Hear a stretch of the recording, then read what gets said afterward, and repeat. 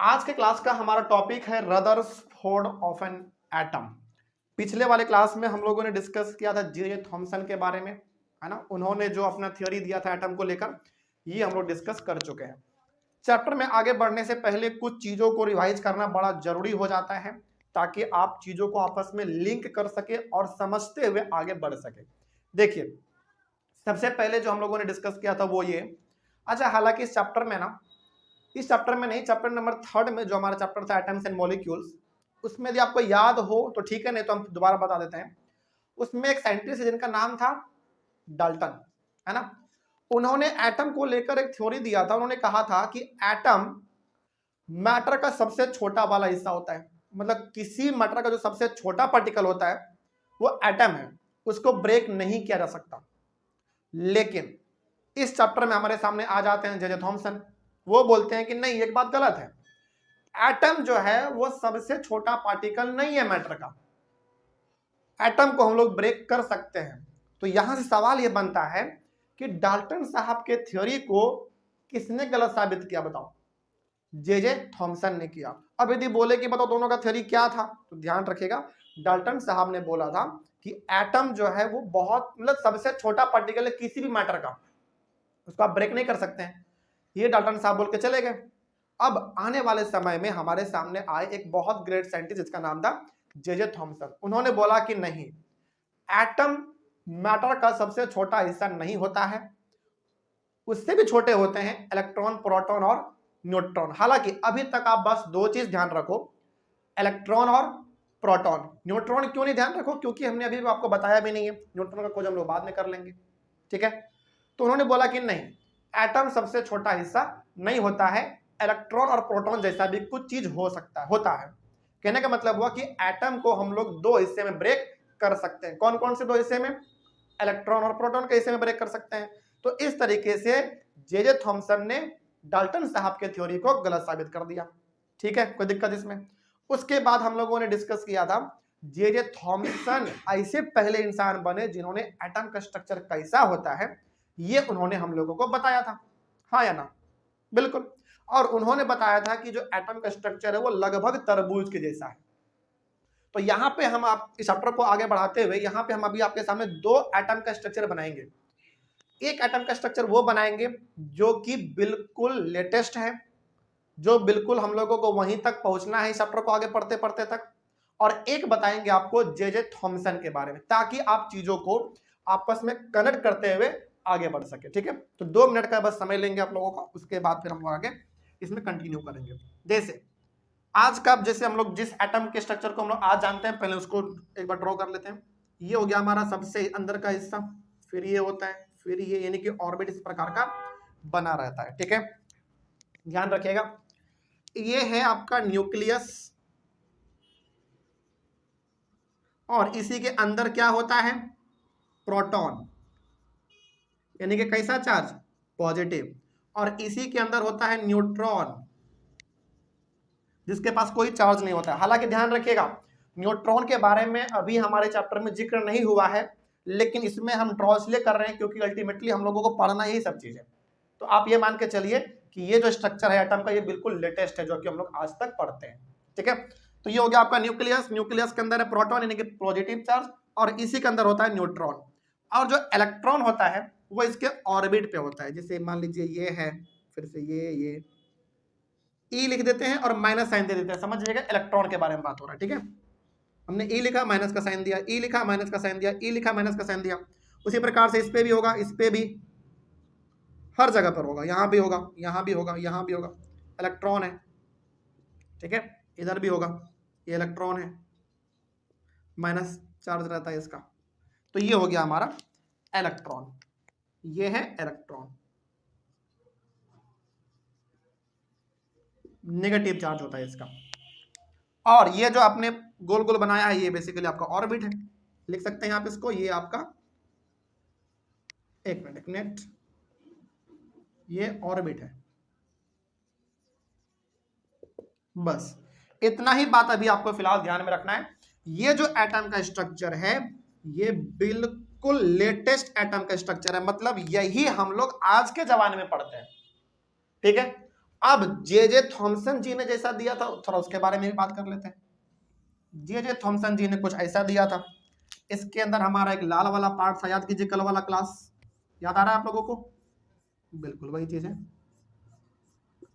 और यदि आप थोड़ा सा और याद करेंगे तो हमने आपको कल बताया था कि जे थॉमसन जी ने बोला कि जो लाल वाला पार्ट है जिसको हम लोग खाते हैं तरबूज में, ये क्या था बताओ जल्दी, क्या था? प्रोटॉन या इलेक्ट्रॉन? प्रोटॉन था, वेरी गुड, यानी कि पॉजिटिव चार्ज। और जो काले काले बीज होते हैं तरबूज में वो क्या थे?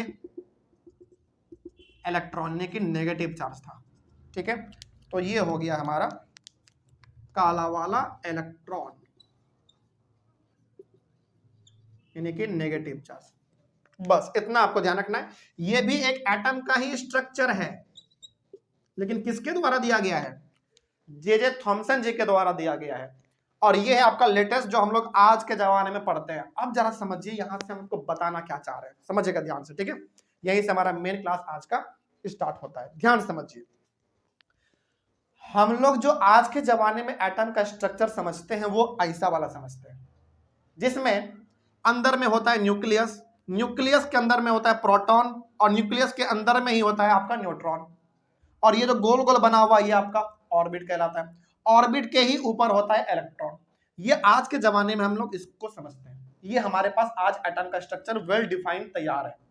लेकिन यहां तक पहुंचने के लिए अलग अलग प्रकार के साइंटिस्ट ने अपना कंट्रीब्यूशन दिया है। उस समय के हिसाब से जिस साइंटिस्ट को जैसा लगा उन्होंने वैसा बताया। तो हमारे सामने पहला आदमी कौन आया बताओ? जे थॉमसन आए, जिन्होंने पहली बार हम लोगों को एटम का स्ट्रक्चर दिया कुछ ऐसा वाला।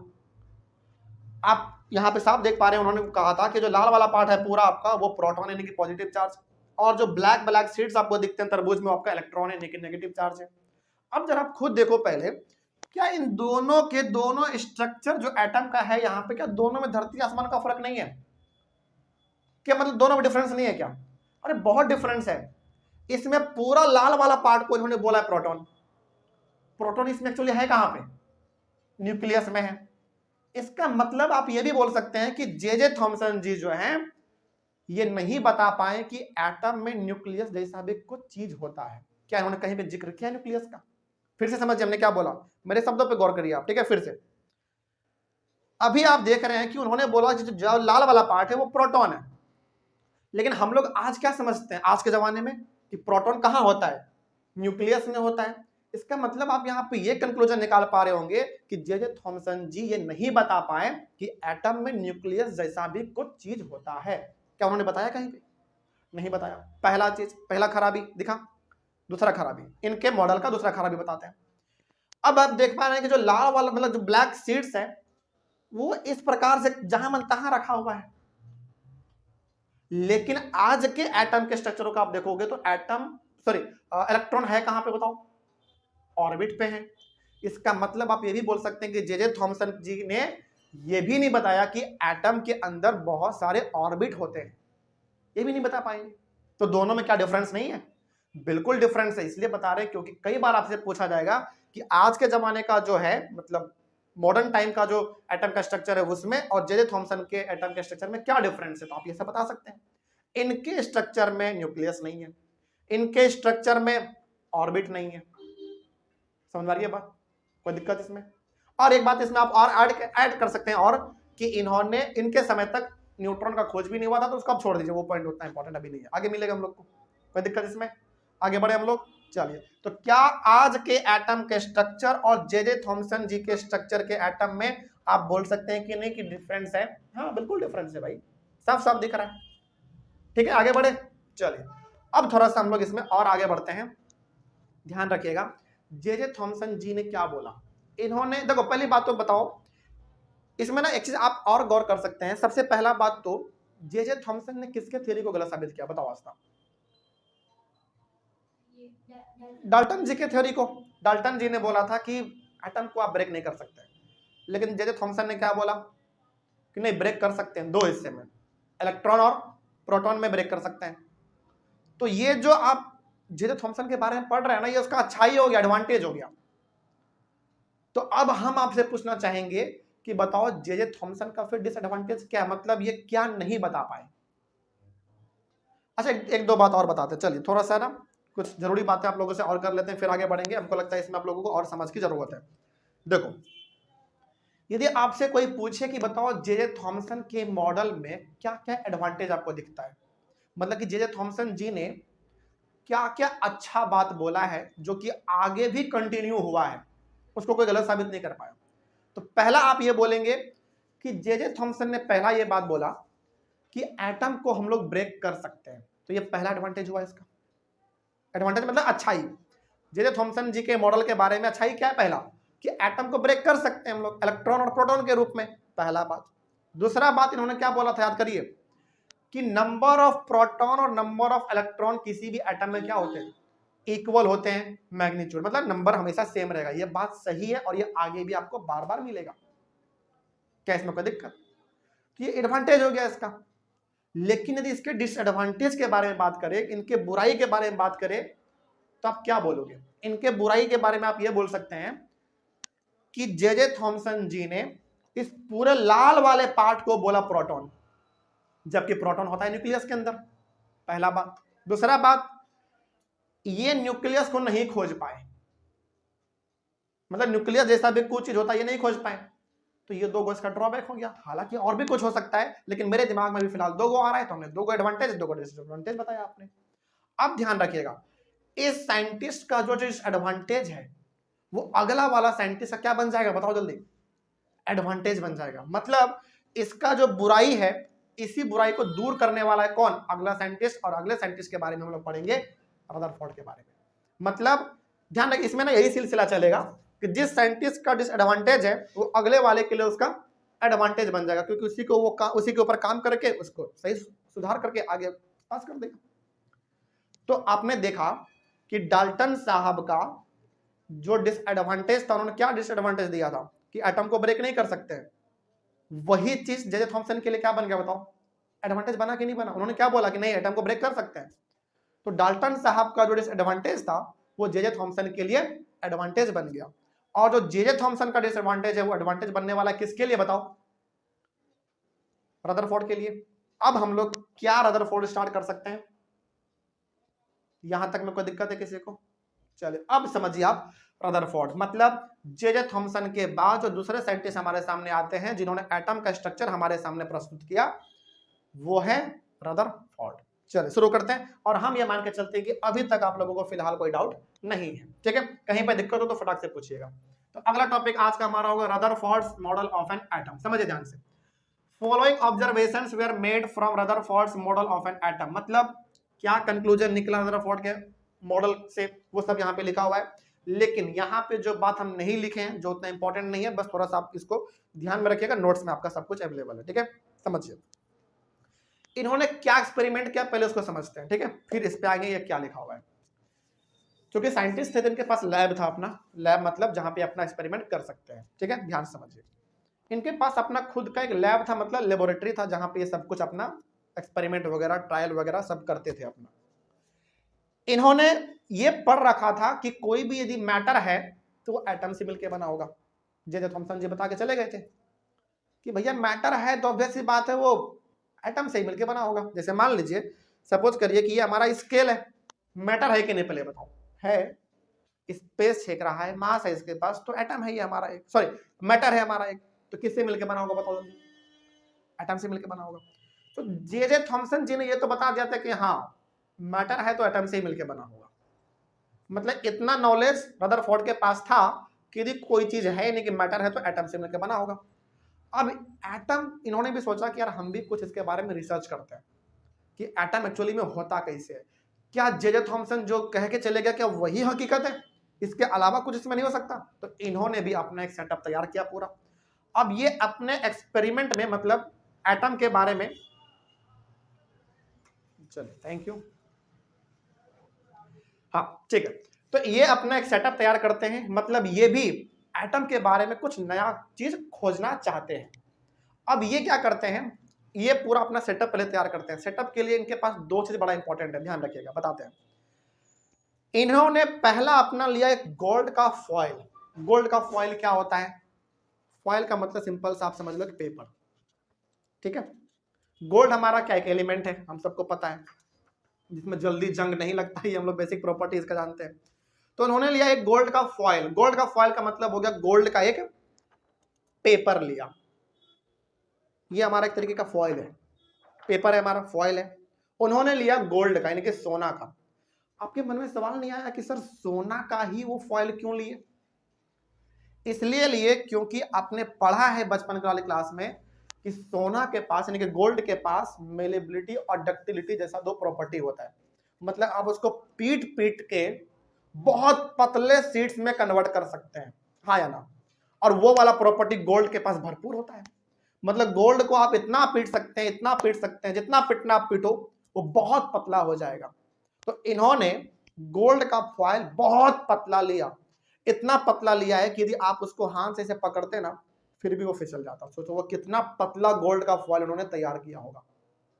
तो अब पहला जो आपके मन में कंफ्यूजन होना चाहिए था कि सर आखिर उन्होंने गोल्ड का फॉइल ही क्यों लिया? इसलिए लिया क्योंकि इसके पास मेलेबिलिटी और डक्टिलिटी दोनों प्रॉपर्टी होता है। इन्होंने उसको पीट पीट के पहले पतला बनाया ताकि एक्सपेरिमेंट अच्छे तरीके से हो सके। तो गोल्ड का फॉइल क्यों लिया पता चला, क्योंकि इसी के पास वैसा वाला प्रॉपर्टी सबसे ज्यादा होता है कि आप उसको पीट पीट के पतला कर सकते हैं। ठीक है, ये हो गया हमारा कि आखिर इन्होंने गोल्ड का फॉइल क्यों लिया। तो इन्होंने एक पेपर लिया, वो कैसा था?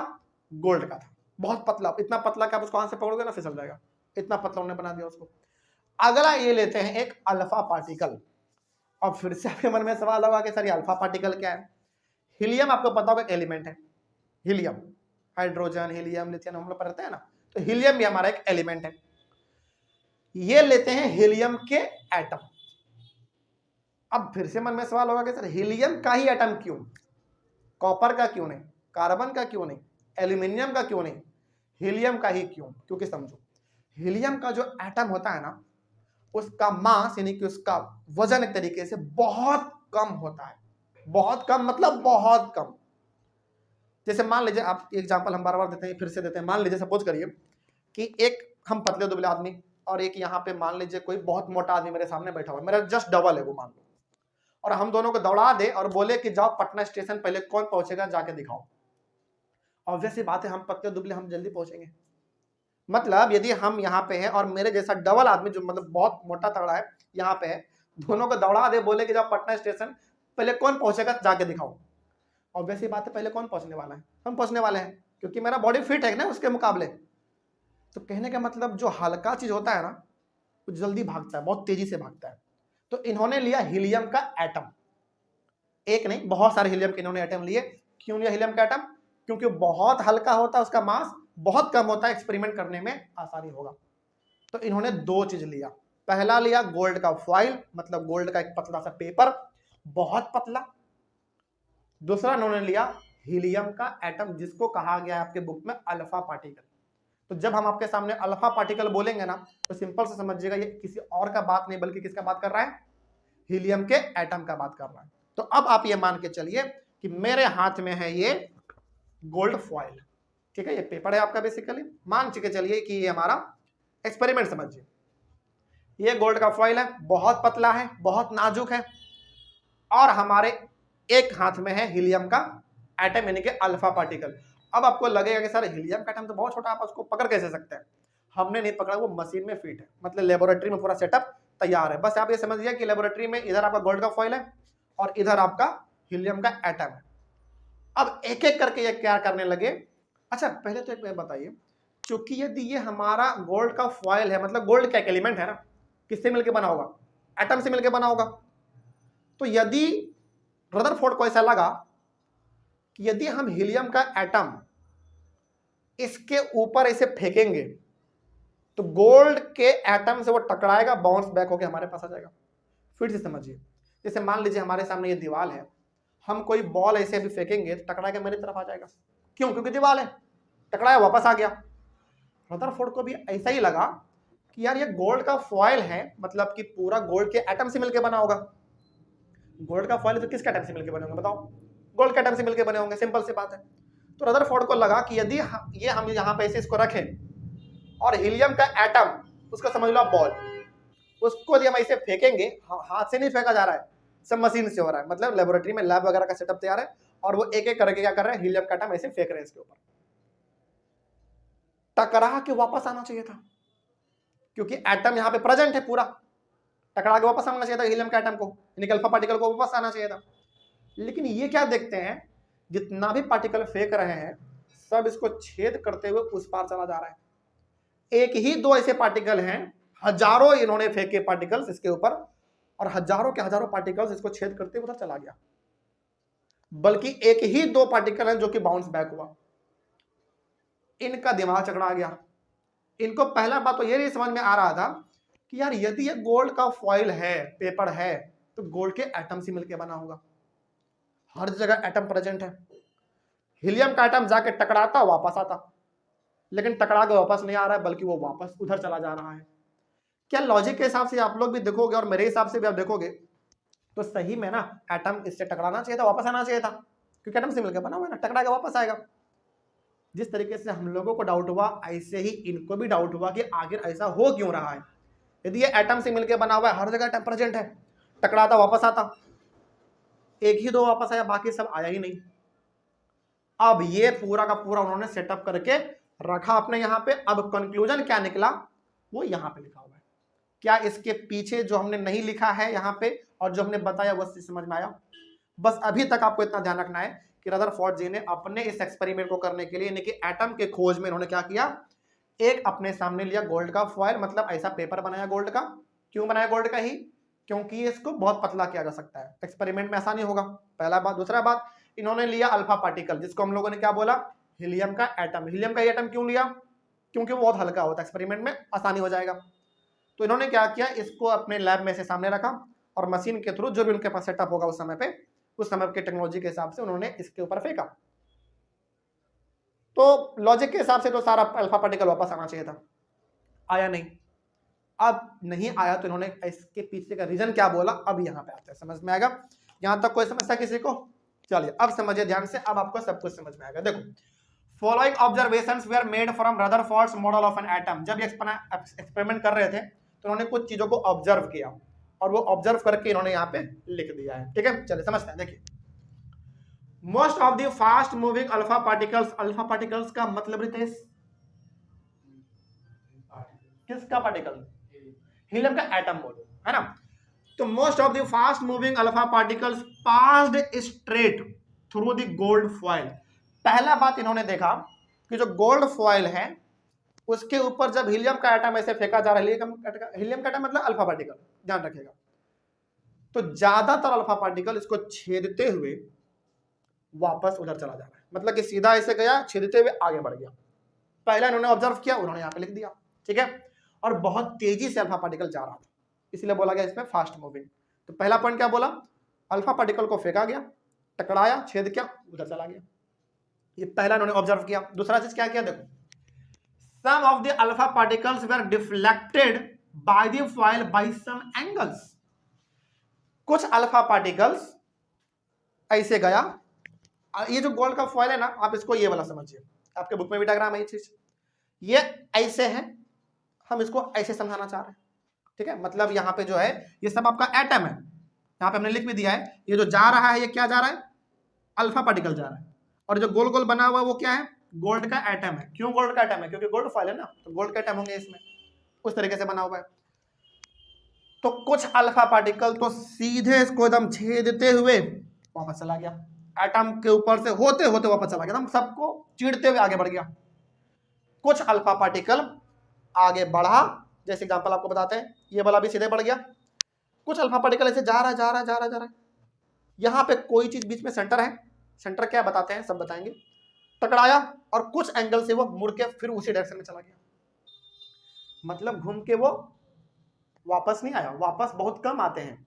तो बहुत सारे अल्फा पार्टिकल तो सीधे चला गया, कुछ पार्टिकल्स गया, टकराया और उधर चला गया, ऐसे मतलब कुछ एंगल में झुकाव आया उसका। कुछ और आप देख सकते हैं, इस वाले को देखो, ऐसे जा रहा यहाँ पे टकराया, कुछ एंगल में झुकाव आया कि नहीं आया, इस तरीके का हुआ।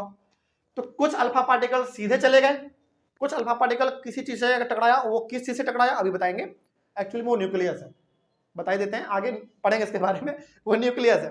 तो कुछ तो मतलब बहुत सारे तो सीधे चले गए, कुछ जाके न्यूक्लियस से टकराया और कुछ एंगल उसमें मुड़ाव आके वो मुड़ गया, नीचे चला गया या फिर ऊपर चला गया। देखो ये ऊपर जा रहा है, ये वाला इधर नीचे चला गया, ये वाला देखो ये इतना ऊपर चला गया इस तरीके से, ठीक है। चलिए आगे बढ़ते हैं। Most of the space inside the atom is empty because most of the alpha particles pass through the gold foil without getting deflected। अब देखो अधिकतर पार्टिकल तो सीधे चला गया था ना, सीधे चला गया, इसका सिंपल सा मतलब है ये एटम तो है लेकिन एटम में ज्यादातर जो स्पेस है वो खाली स्पेस है। आप ध्यान से देखो इतने सारे हमने गोल गोल बनाए हैं, अधिकतर स्पेस आपको इसमें क्या दिख रहा है, खाली ही तो दिख रहा है। जैसे मान लीजिए हम इस एटम के बारे में बात करें तो यहाँ पे बस एक छोटा सा न्यूक्लियस है ब्लू कलर का जो हमने यहाँ पे डिनोट किया है, बाकी स्पेस तो ये सब खाली ही है ना। उस खाली स्पेस से होते हुए हमारा एटम अल्फा पार्टिकल बेसिकली बिल्कुल सीधा चला गया।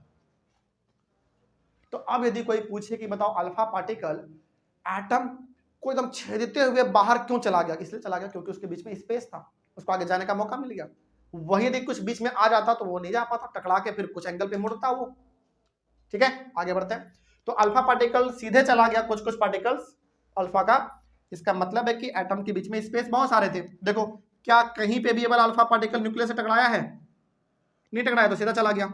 ये वाला भी देखो टकराया कहीं पे, नहीं टकराया, बल्कि एटम के बीच में स्पेस था उसी के थ्रू ये पार कर गया। लेकिन इस वाले को जरा देखो आप ध्यान से, यहाँ पे गया टकराया फिर बाउंस बैक आ गया। ये वाला देखो गया गया, जब तक इसको स्पेस मिला सीधा जा रहा है, लेकिन जैसे यहाँ पे न्यूक्लियस से टकराया वो एंगल से मुड़ गया।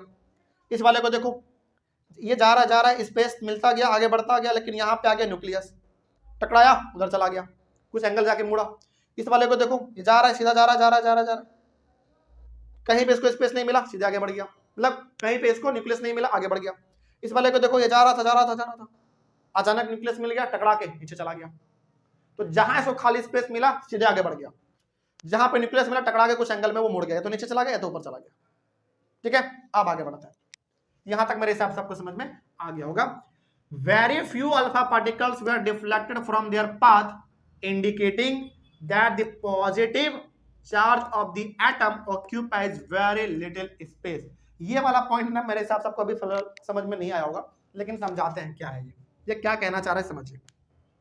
इस पॉइंट पे आने से पहले ना एक बात आपको हम समझाते हैं। सबसे पहली बात तो आप ये बताइए, हालांकि ये वाला तो आज का एडवांस वाला है ना, जो हम लोग आज पढ़ते हैं एटम का स्ट्रक्चर, ये वाला आज का है।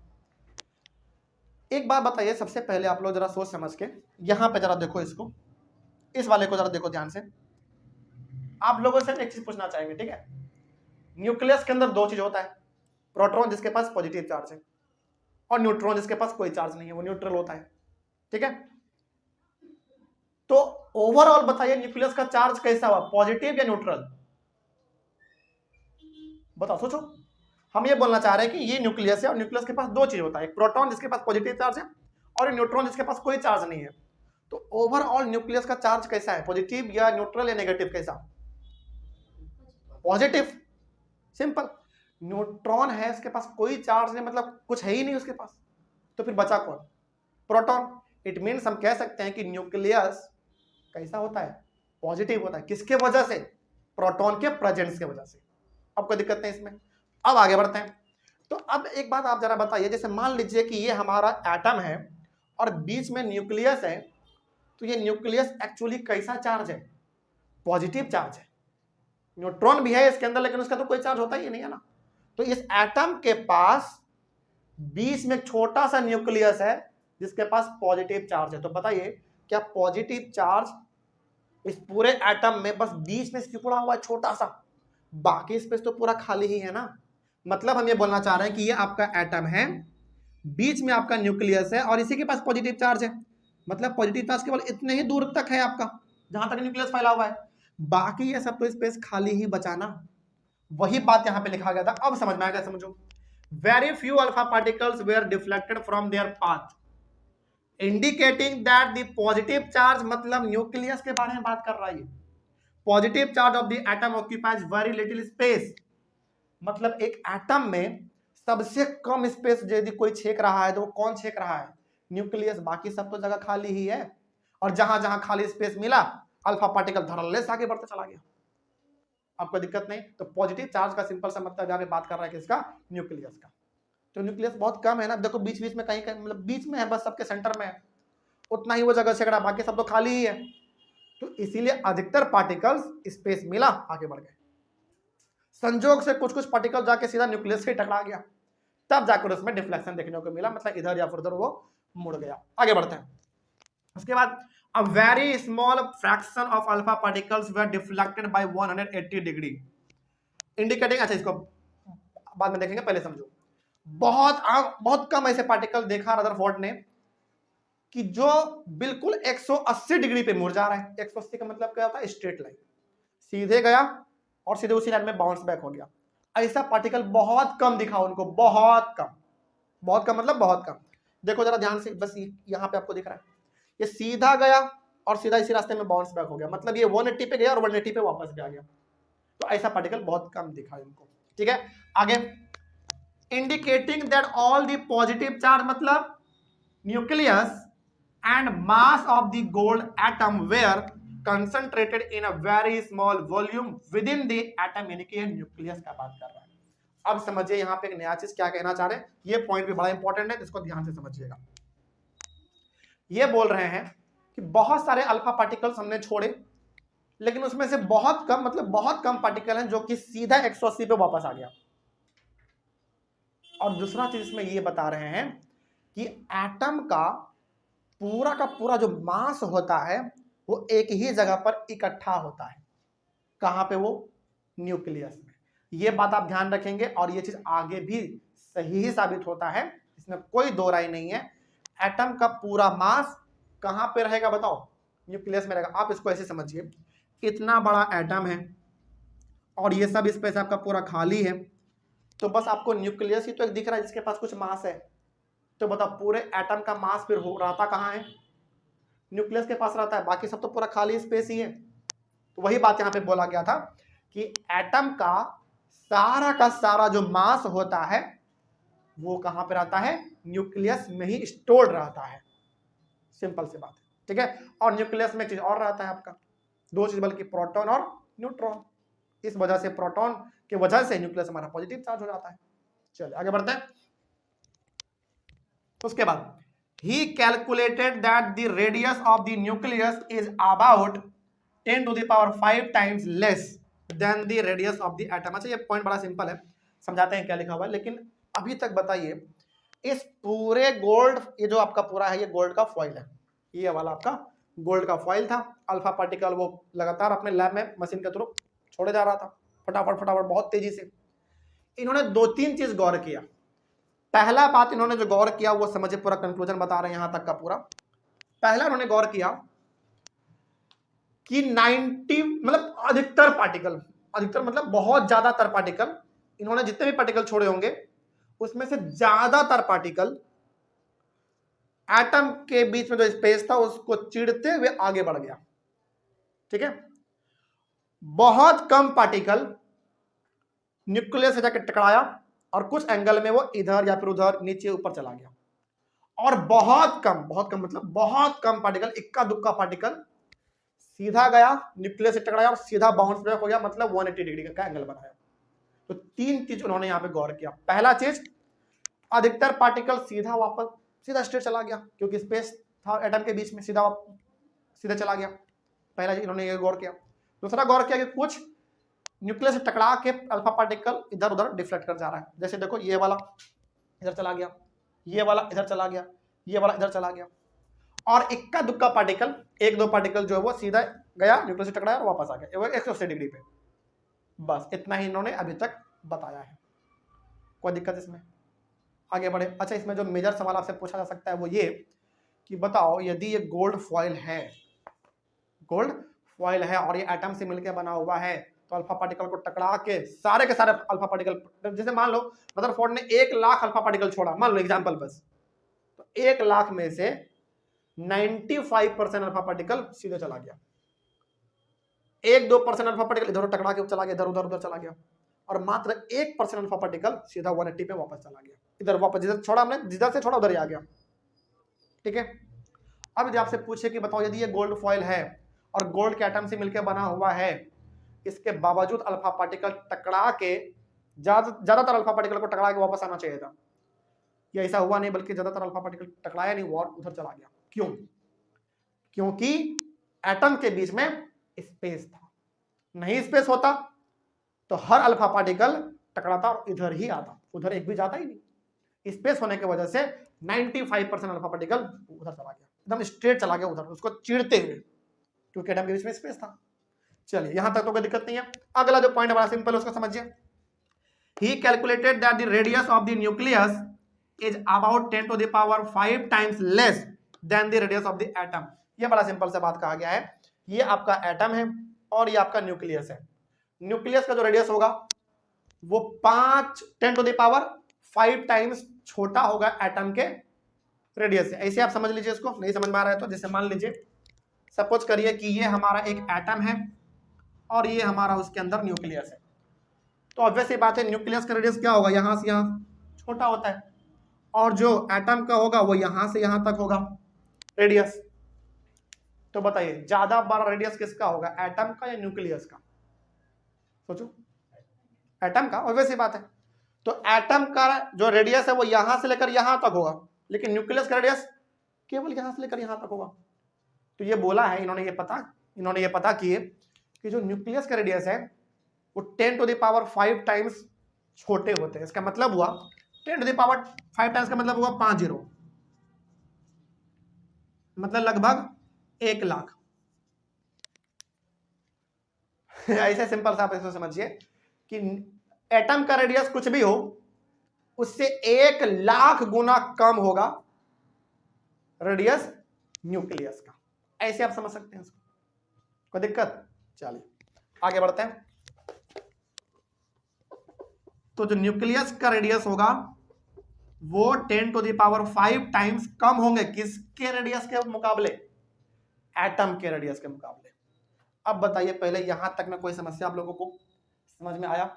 चलिए अब उन्होंने क्या कंक्लूजन दिया, थोड़ा सा इसके बारे में बात कर लेते हैं, रदरफोर्ड के कंक्लूजन के बारे में। अल्टीमेटली उन्होंने क्या निष्कर्ष निकाला इन सब चीजों को बताते हैं। अच्छा एक बात बताइए थोड़ा सा ना, अच्छा पहले पढ़ लेते हैं फिर आपको बताते हैं दोनों में क्या सिमिलरिटी और क्या डिफरेंस है। रदरफोर्ड प्रपोज्ड दैट, उन्होंने कुछ बातें हम लोगों को बोला, समझिए।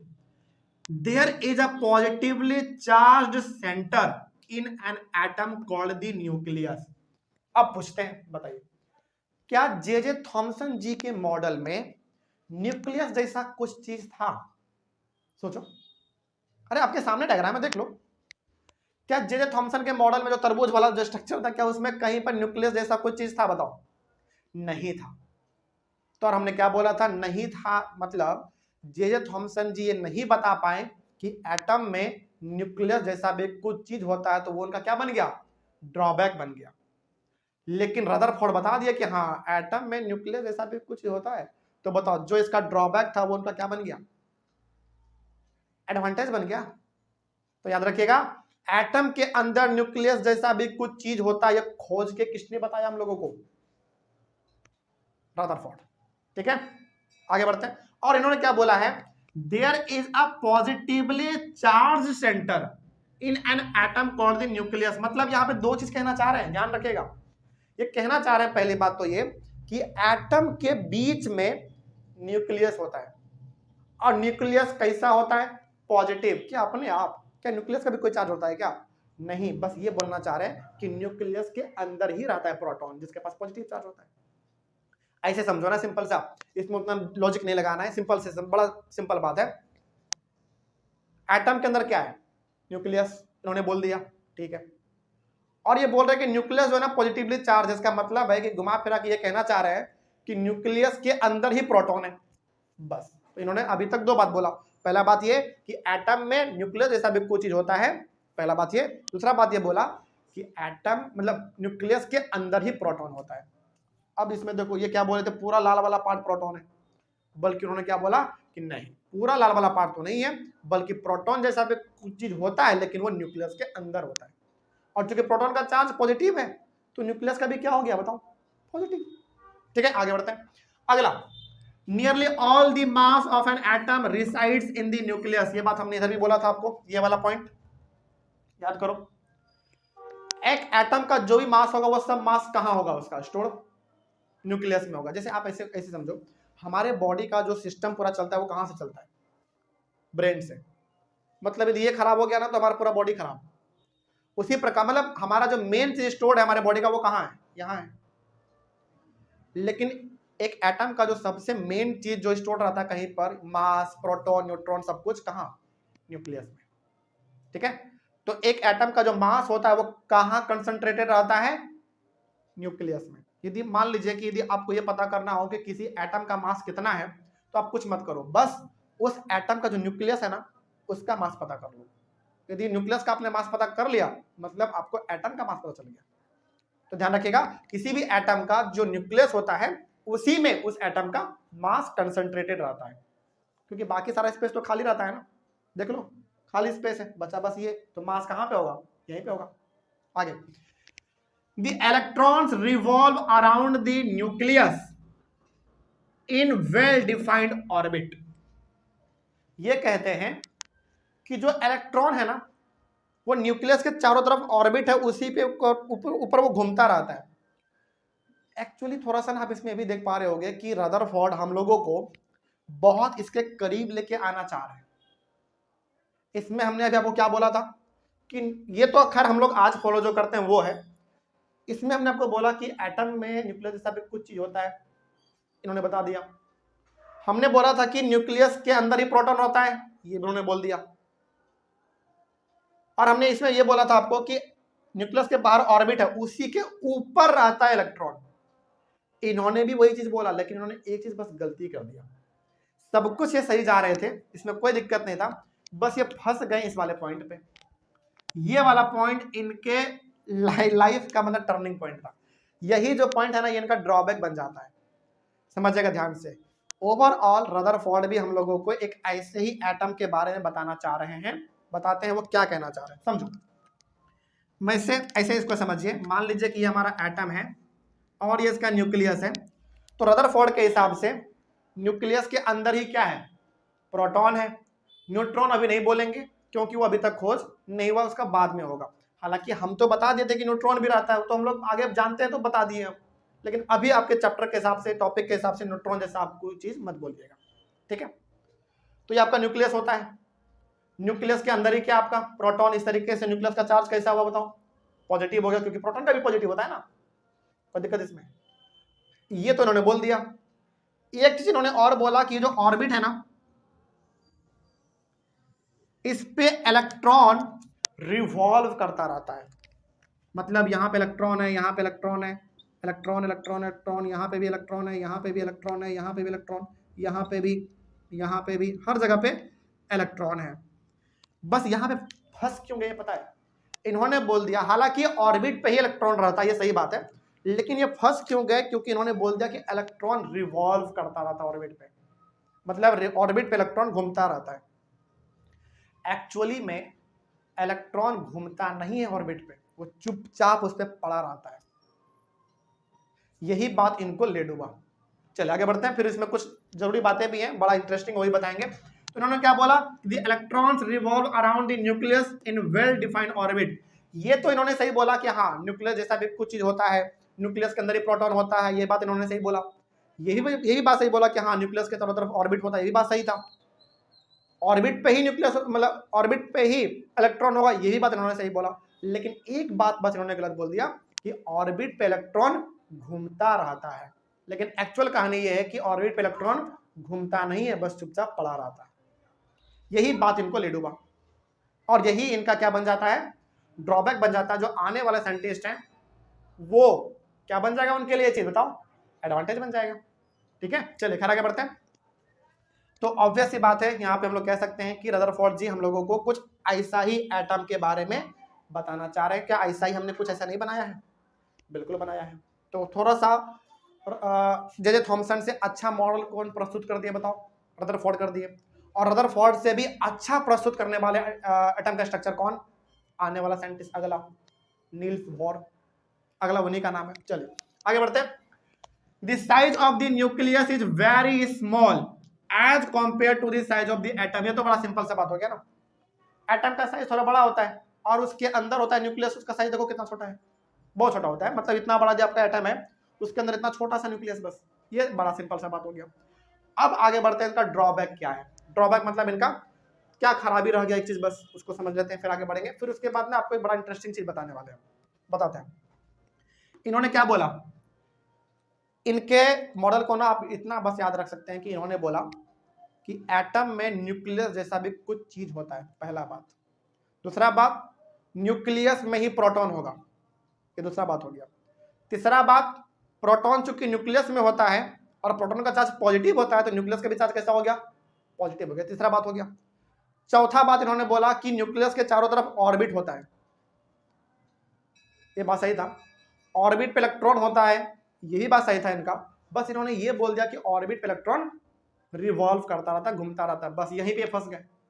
एक्चुअली में हकीकत यह है कि इलेक्ट्रॉन ऑर्बिट पे होता जरूर है, लेकिन वो घूमता नहीं है, वो एक जगह पर अस्थिर रहता है। इसी से रिलेटेड ना एक बात आपको बताएंगे हम अभी, फिलहाल आगे बढ़ते हैं।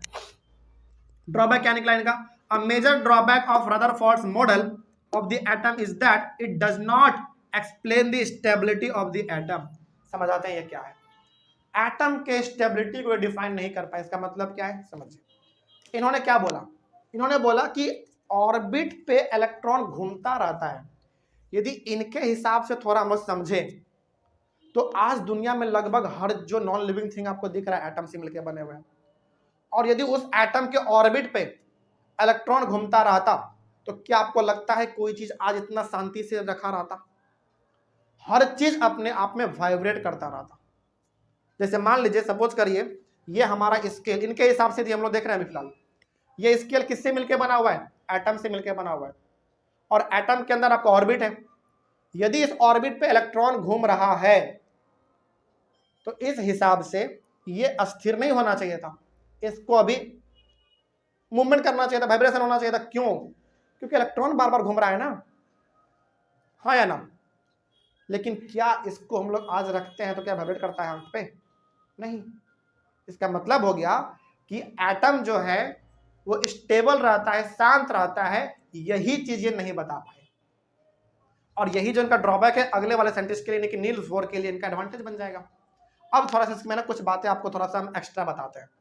जैसे मान लीजिए ये आपका स्केल हो गया, जिसमें बैठे टेबल, बेंच, कैमरा, स्टैंड, सब कुछ जो भी है सब मैटर है। नॉन लिविंग है तो एटम से मिलकर बने होंगे। यदि इलेक्ट्रॉन उसकी ऑर्बिट पे घूमता, रिवॉल्व करता इनके अनुसार, तो हर चीज आज दुनिया में आपको हिलता हुआ नजर आता, वाइब्रेट करता रहता। लेकिन क्या कोई चीज वाइब्रेट करता है? इस स्केल को हम ना अभी जहां रख देंगे बेचारा वो ऐसा रह जाएगा। क्यों? क्योंकि इसके पास सब कुछ है, इलेक्ट्रॉन भी है, प्रोटॉन भी है, न्यूट्रॉन भी है, सब कुछ है, लेकिन अस्थिर है, घूम नहीं रहा है।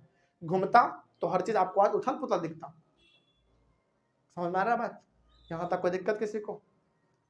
बस यही इनका एक खराबी इसमें है। बाकी अब यदि आप लोगों को कोई डाउट है रदरफोर्ड के मॉडल में तो फटाक से पूछ लीजिए। ऑनलाइन वाले बच्चे आप लोग इसका एक बार स्क्रीनशॉट लीजिए जल्दी से।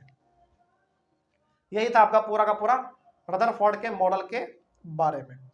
और ये वाला जो स्ट्रक्चर है कुछ ऐसा ही आपका बन के तैयार हो जाता है रदरफोर्ड जी का। ठीक है, तो ध्यान रखिएगा रदरफोर्ड का जो है ना स्ट्रक्चर एटम का वो लगभग इससे मिलता जुलता है, सब कुछ सेम है जो हमने यहाँ पे बताया है।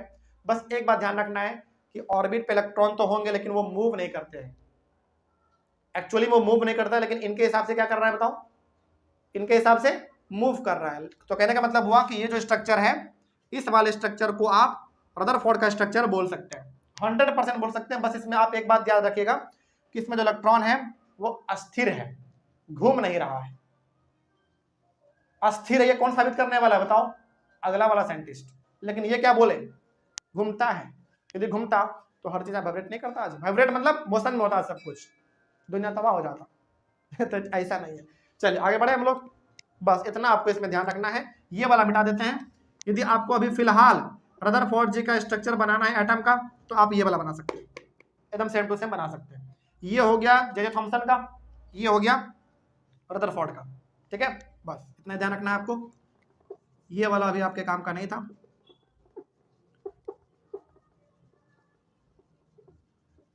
चलिए 1-2 मिनट समय लेके आपको रिवाइज करवा दें कि आपने क्या समझा। पूरा नहीं, इधर तो खैर एक्सपेरिमेंट था इनका। ये कहना क्या चाह रहे थे बेसिकली, ध्यान रखिएगा। जे थॉमसन ये नहीं बता पाए कि एटम में न्यूक्लियस जैसा भी कुछ चीज होता है, इन्होंने बता दिया। इन्होंने बोला कि हाँ एटम में न्यूक्लियस जैसा भी कुछ चीज होता है वो भी बिल्कुल एटम के सेंटर में होता है, पहला पॉइंट। दूसरा पॉइंट, जे थॉमसन ये नहीं बता पाए थे कि प्रोटॉन जो है वो न्यूक्लियस के अंदर होता है, वो तो न्यूक्लियस ही नहीं बता पाए तो प्रोटॉन उसके अंदर होता है कहां से बता पाएंगे। इन्होंने क्या बोला कि न्यूक्लियस के अंदर ही प्रोटॉन होता है, और चूंकि प्रोटॉन का चार्ज पॉजिटिव होता है तो न्यूक्लियस का भी चार्ज कैसा हो गया, पॉजिटिव हो गया। ठीक है, आगे उसके बाद हाँ इसमें एक चीज आप और ध्यान में रखेंगे, इन्होंने बोला कि न्यूक्लियस के चारों तरफ ऑर्बिट होता है, ये बात सही है, ऑर्बिट पे इलेक्ट्रॉन होता है, ये भी बात सही है, लेकिन इन्होंने बस एक मिस्टेक कर दिया, इन्होंने बोला कि इलेक्ट्रॉन मूव करता रहता है, यही बात इसमें गलत है बस, बाकी तो सही है, कोई दिक्कत इसमें।